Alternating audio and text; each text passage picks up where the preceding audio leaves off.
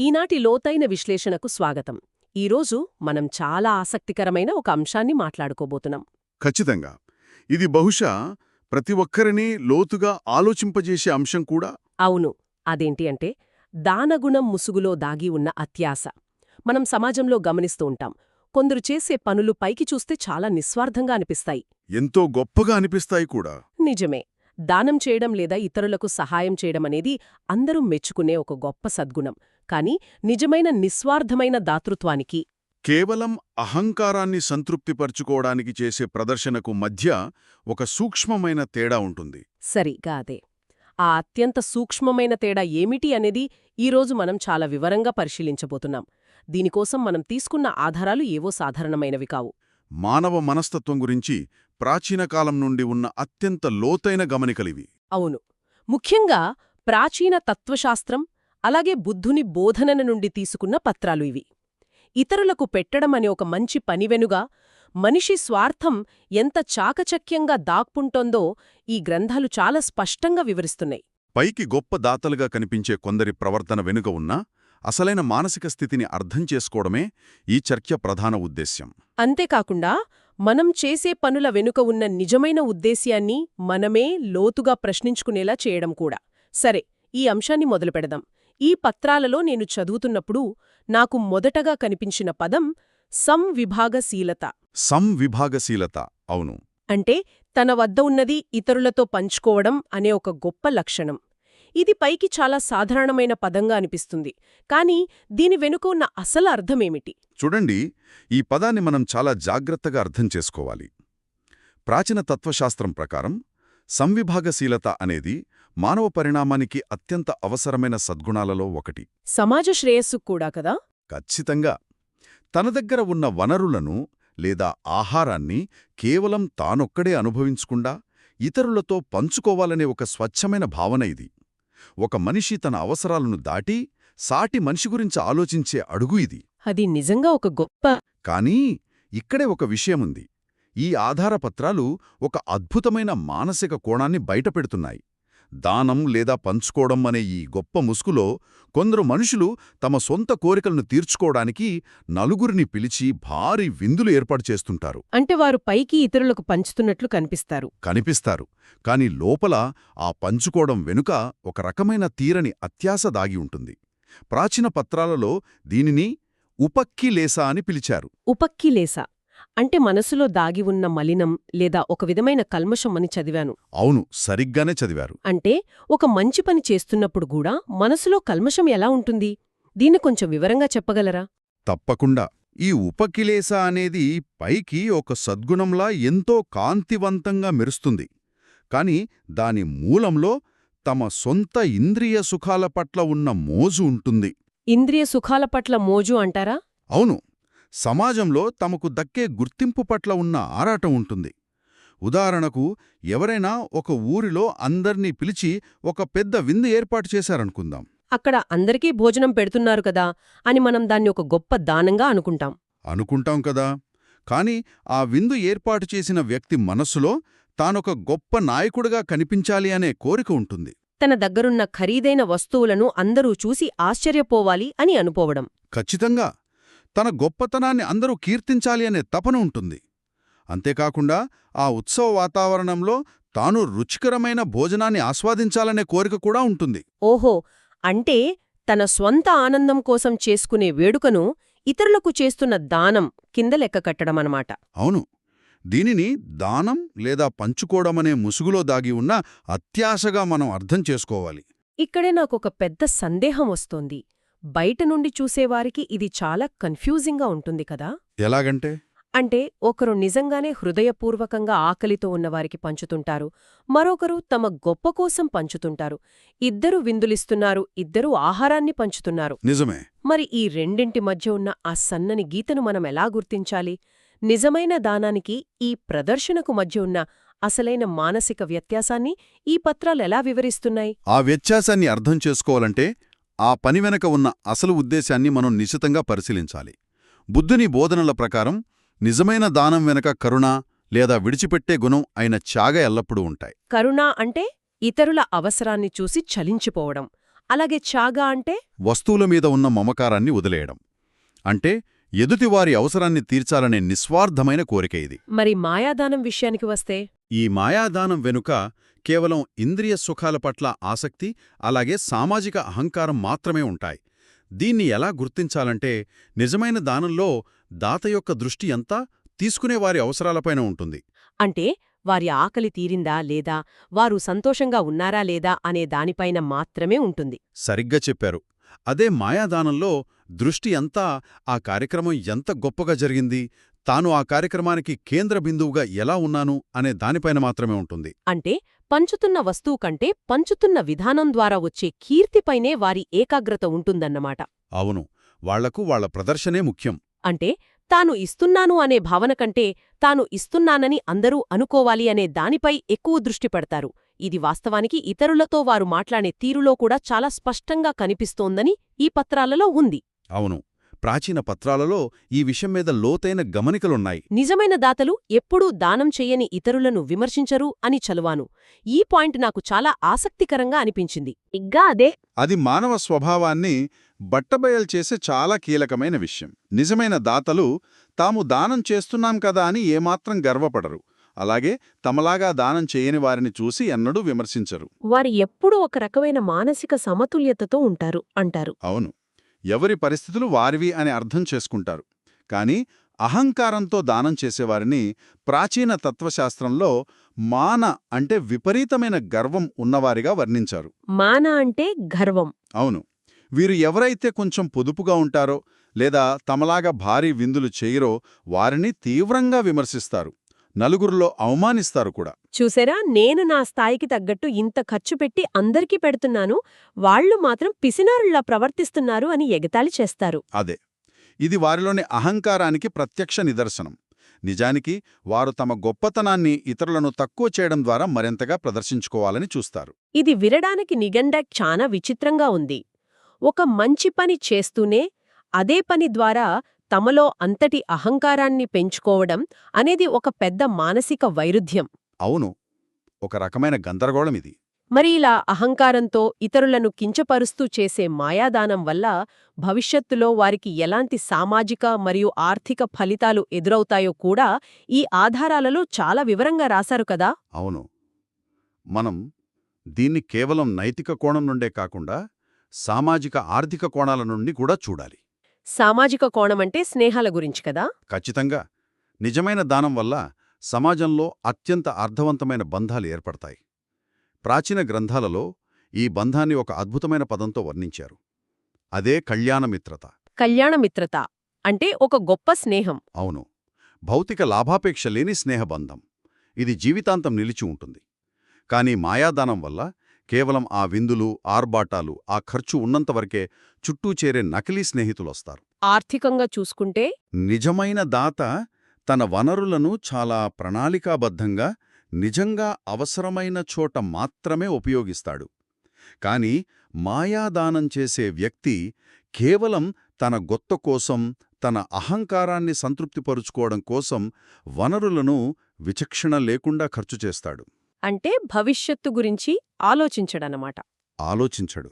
చివరకు ఆ వ్యక్తి తన సంపదంతా కోల్పోయి పూర్తిగా ఒంటరిగా, పేదవాడిగా మిగిలిపోతాడు. అప్పుడు ఆ స్నేహితులు ఎవరూ రారుగదా. రారు. విందులిచ్చినప్పుడు చుట్టూ ఉన్న ఆ స్నేహితులెవ్వరూ అతని ఆర్థిక కష్టకాలంలో కనీసం పలకరించడానికి కూడా రారు. ఇదంతా వింటుంటే నాకొక ప్రశ్న కలుగుతోంది. ఒక మనిషి దారి తప్పుతున్నామని కనీసం వాళ్ల మనస్సాక్షికి కూడా తెలియదా? అంటే తమను తాము మోసం చేసుకోవడం గురించి అడుగుతున్నారా? అవును, తాము చేస్తున్నది కేవలం ప్రదర్శన కోసమే అని వాళ్లకర్థం కాదా? ఒక వ్యక్తి తనను తాను ఎలా అంత గుడ్డిగా మోసం చేసుకోగలుగుతాడు? ఈ ప్రశ్న నిజంగా మానవ మనస్తత్వపు లోతులను తాకేది. ఎందుకంటే మనిషి మెదడు తనకిష్టంలేని నిజాలను చాలా సులభంగా దాచేస్తుంది.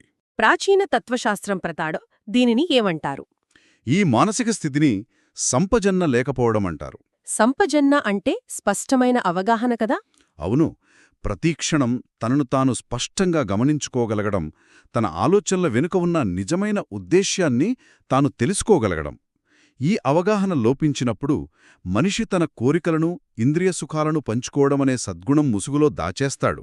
ఆ ముసుగు ఎంత బలంగా ఉంటుందంటే వారు తమ సొంత అంతరాత్మను సైతం సులభంగా దాటేస్తారు. ఖచ్చితంగా. తాము ఒక గొప్ప పని చేస్తున్నామని చాలా బలంగా నమ్ముతారు. తమలోని లోభం అంటే అత్యాశను వారే స్వయంగా గుర్తించలేరు. ఇందాక మనం అనుకున్నట్లు ఆ ఊరిలో విందిచ్చే వ్యక్తి వాస్తవానికి ఆ ఉత్సవ వాతావరణంలో ఆనందాన్ని అనుభవించాలని కోరుకుంటాడు. కాని దానికి నలుగురికి అన్నం పెడుతున్నానని పేరు పెడతాడు.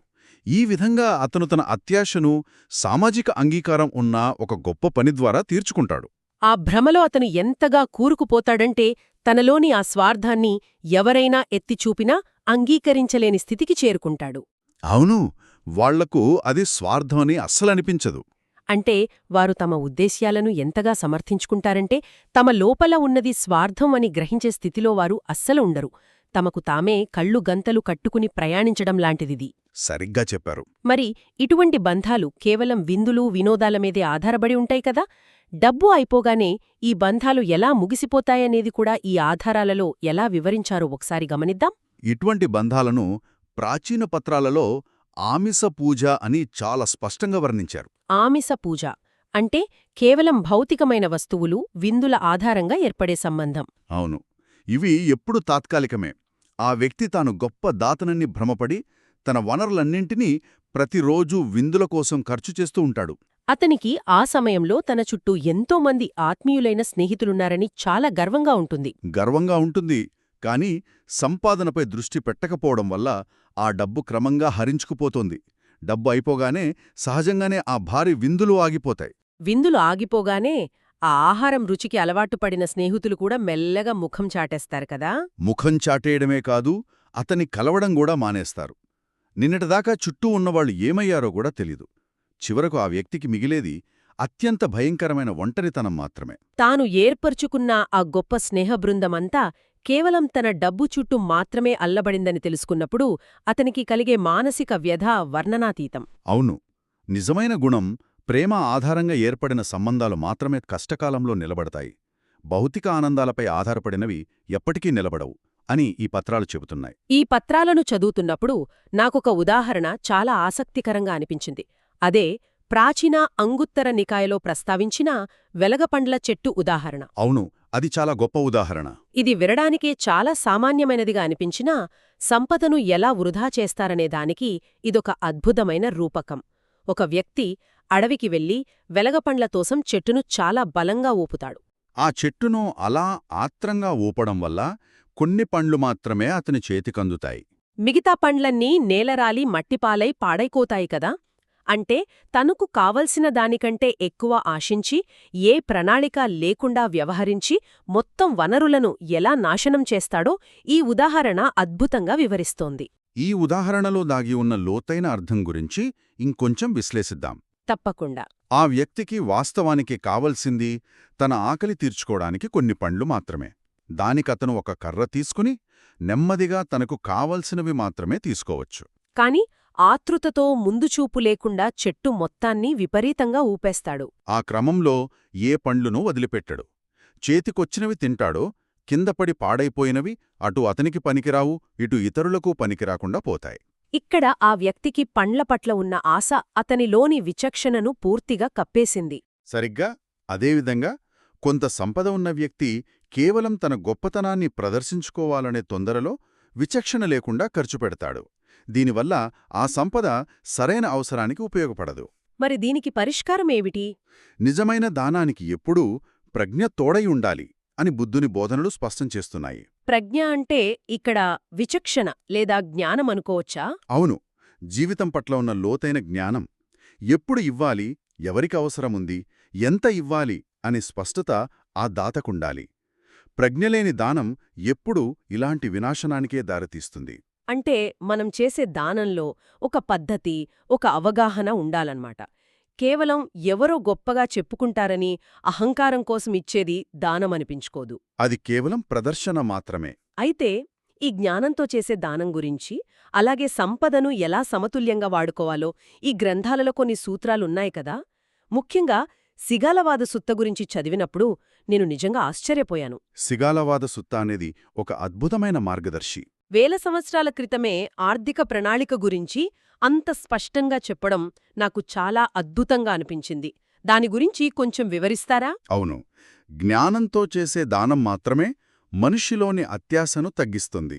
దానం చేయడం యొక్క అసలు లక్ష్యం సమాజంలో పేరు ప్రఖ్యాతులు సంపాదించడం కాదు.